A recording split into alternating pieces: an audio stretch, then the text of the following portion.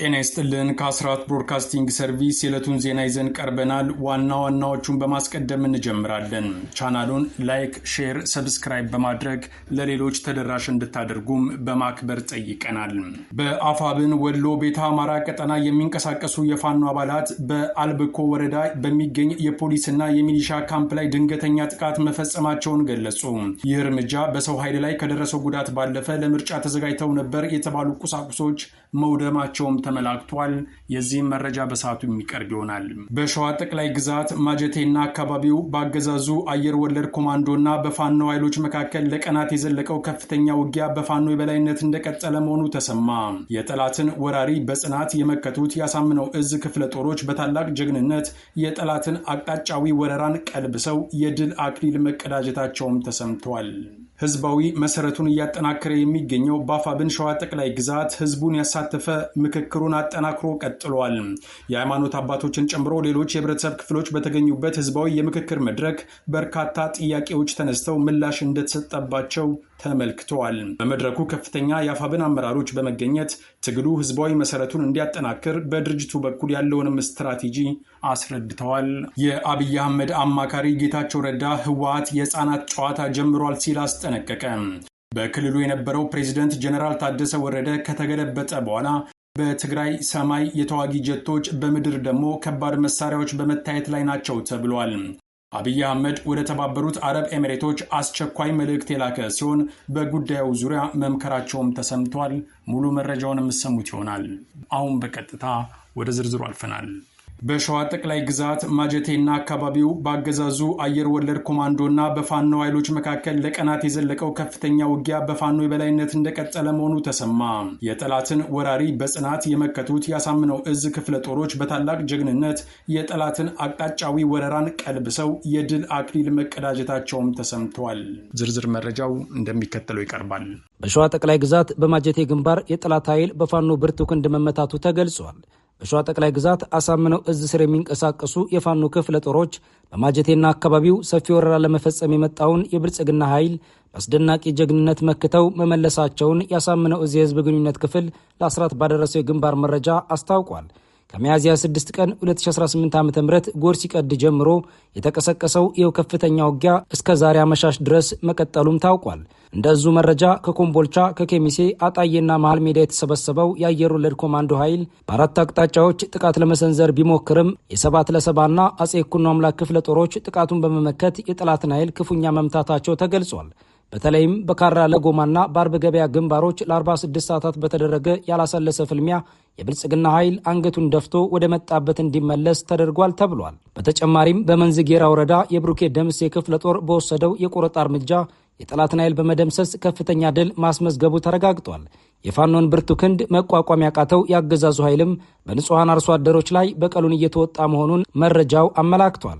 አገዛዙም በማጀቴ ዙሪያ በሚገኙ የእርሻ ማሳዎች ላይ በመድፍና በሞርተር በፈጸመው ጥቃትም የህዝቡ ሰብል መውደሙ ታውቋል። ከዚህም ባለፈ ከኦሮሞ ብሔረሰብ ዞን የመጡ ሚሊሻዎችን በማሰማራት ግድያና ዘረፋ መፈጸሙ ተገልጿል። አገዛዙ በአንድ በኩል ህዝብን በመድፍ እየደበደበ በሌላ በኩል ለምርጫ ጥሪ ማቅረቡ የሞራል ዝቅጠትና ሂትለራዊ አካሄድ ነው ተብሏል። በጥይት እያደኑ ምርጫ መጠየቅ የፖለቲካ ቅቡልነት ያጣ አገዛዝ የመጨረሻ መፈራገጫ ነው ሲሉም ነዋሪዎቹ ለአስራት ስሜታቸውን ገልጸዋል።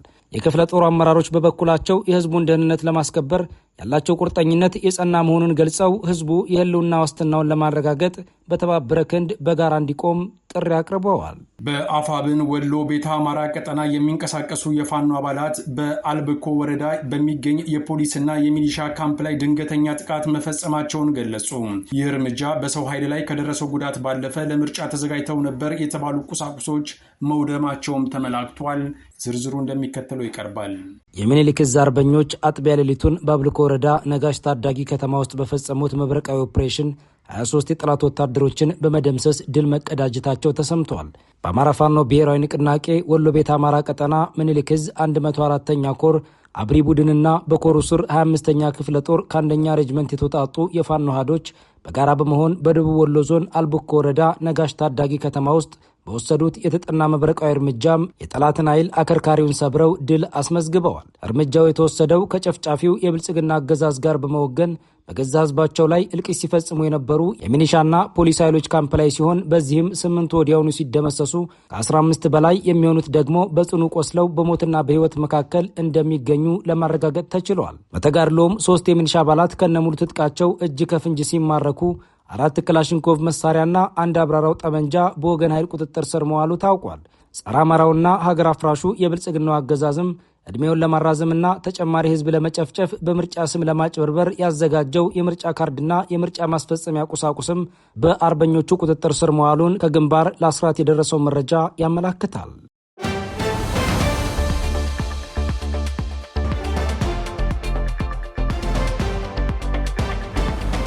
ኢትዮጵያ ላይ የመጣው ቀውስ ከመቼውም ጊዜ በላይ አስፈሪ ደረጃ ላይ ደርሷል። ከዚህ በፊት በአብይ አህመድ ጦስ ምክንያት ሀገሪቱ እንደ ሱዳን ልትሆን የምትችልበት ጊዜ ሩቅ እንደማይሆን አስራት የፖለቲካ ተንታኞችን እማኝ በማድረግ ተደጋጋሚ ዘገባ መስራቱ አይዘነጋም። ፖለቲካዊ ታዛቢዎች የሚያስቀምጡት ግምት እስካሁን ድረስ ሙሉ በሙሉ ወደ ተግባር ባይቀየርም በከፊል ግን አደጋው ብልጽግና ደጃፍ ላይ የደረሰ ይመስላል። ኤርትራ ዝግጁ መሆኗ የታወቀ ሲሆን የሱዳን መንግስት በይፋ በብልጽግናው ቡድን ላይ ሊወሰድ በሚችለው እርምጃ ላይ ምክክር ጀምሯል። አንዳንድ የሱዳን መገናኛ ብዙሃን እንደዘገቡት የሱዳን መንግስት ሊወስድ የሚችለው አጸፋ በቀላሉ የሚታይ ላይሆን ይችላል በማለት ጽፈዋል። ትላልቅ የኢትዮጵያ ከተሞችም የሱዳን መንግስት ሰለባ ሊሆኑ እንደሚችሉ አስጠንቅቀዋል። የብልጽግናው አገዛዝ ሱዳን ያቀረበችውን ክስ አልቀበለውም ቢልም ሰሚ ግን ያገኘ አይመስልም። ወዲህ ደግሞ ህወሓት በአደባባይ የብልጽግናን ሴል ከትግራይ ፖለቲካ ጠራርጎ ያወጣ ሲሆን አብይ አህመድ በዚህ እርምጃ ከፍተኛ ብስጭት ውስጥ እንደገባ ተነግሯል። እነጌታቸው ረዳን ወደ ፌስቡክ የላከው አብይ አህመድ በተዘዋዋሪ ህወሓትን ሲረግም ውሏል። ህወሓት የህፃናት ጨዋታ ጀምሯል የሚለው ጌታቸው ረዳ አዲስ ጦርነት እንዳይቀሰቀስም አስጠንቅቀዋል። ይህ ብቻ አይደለም። በከፍተኛ ጭንቀት ውስጥ የሚገኘው አብይ አህመድ ለተባበሩት አረብ ኤሚሬቶች አስቸኳይ መልእክት መላኩም ተሰምተዋል። ከቦታው የወጣው መረጃ እንዳረጋገጠው የአብይ አህመድ አምባሳደር ወደ ተባበሩት አረብ ኤሚሬቶች የውጭ ጉዳይ ሚኒስቴር መስሪያ ቤት በመሄድ ምን ይሻላል ብለዋል። ሁኔታዎች ጭራሽ ከቁጥጥር ውጪ ከመውጣታቸው በፊት የተባበሩት አረብ ኤሚሬቶች አንድ ነገር እንዲፈጠር አብይ አህመድ በመልእክተኛው በኩል እንደተማጸነም ታውቋል። ለራሷም የኢራንን ዱላ እየቀመሰች ያለችው ኤሚሬትስ የአብይ አህመድን ጥያቄ በተመለከተ እስካሁን ድረስ ያለችው ነገር የለም። ሆኖም የአካባቢው ፖለቲካዊ ተንታኞች ኤሚሬትስ ለራሷ በውስጥ ጉዳይ አጣብቂኝ ውስጥ በመሆኗ ለአብይ አህመድ በፍጥነት ትደርሳለች ተብሎ አይጠበቅም። ሌሎች ታዛቢዎች በበኩላቸው የኢትዮጵያ ጉዳይ እጅግ አሳሳቢ ደረጃ ላይ መድረሱን በመግለጽ ጭራሽ እንደ ሱዳን እንዳትበታተን የሚለውን ማስጠንቀቂያ መላክ ጀምረዋል። አብይ አህመድ በትግራይ ላይ ጥይት ከተኮሰ ነገሩ ወደ ሙሉ ቀጠናዊ ጦርነት ይሸጋገራል የሚሉት እነዚሁ ታዛቢዎች አገዛዙ ሀገሪቱን ይዞ ገደል እንዳይገባ በማሳሰብ ላይ ናቸው ተብሏል።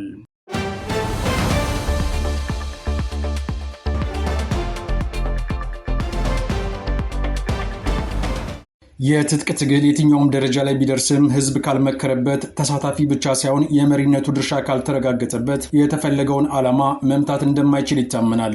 በዚህ ረገድ የፋኖ ትግል ከየትኛውም በዓለም ሀገራት ከተደረገው የትጥቅ ትግል ይልቅ እድለኛ ነው ማለት ይቻላል። የአማራ ህዝብ ከፋኖ ጎን መሆኑን በተግባር በማረጋገጡም የአብይ አህመድ አገዛዝ ከፍተኛ ኪሳራን እንዲያስተናግድ አስገድደዋል። ይህም ቢሆን ግን በአፋብን በኩል ህዝብን የበለጠ የማሰባሰብና ፖለቲካዊ ወደሆነ መስመር የማስገባት እንቅስቃሴው በሚፈለገው መጠን ሳይፈጸም ቀርቷል። ሆኖም ንቅናቄው በአዲስ መልክ በወሰደው አቅጣጫ መሰረት የአማራ ህዝብ ከመቼውም ጊዜ በበለጠ የትግሉ ባለቤት እንዲሆን እንቅስቃሴ ጀምሯል። በዚህ መሰረትም በሸዋ ጠቅላይ ግዛት የተለያዩ አካባቢዎች ከተቋማት ሰራተኛ ክፍሎች ጋር ውይይት እየተደረገ ይገኛል ተብሏል።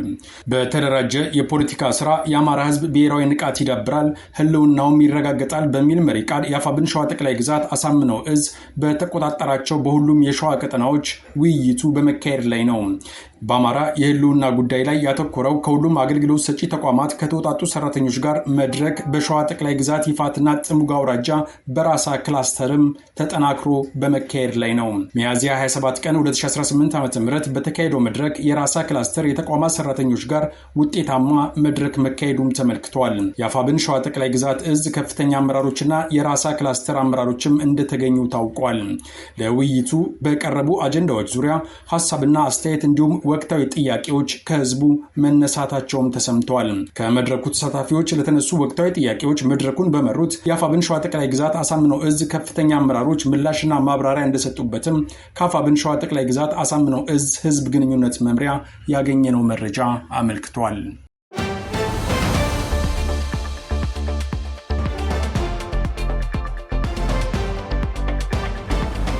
ከአስራት ብሮድካስቲንግ ሰርቪስ ለዕለቱ የነበረን ዜና ይህን ይመስላል።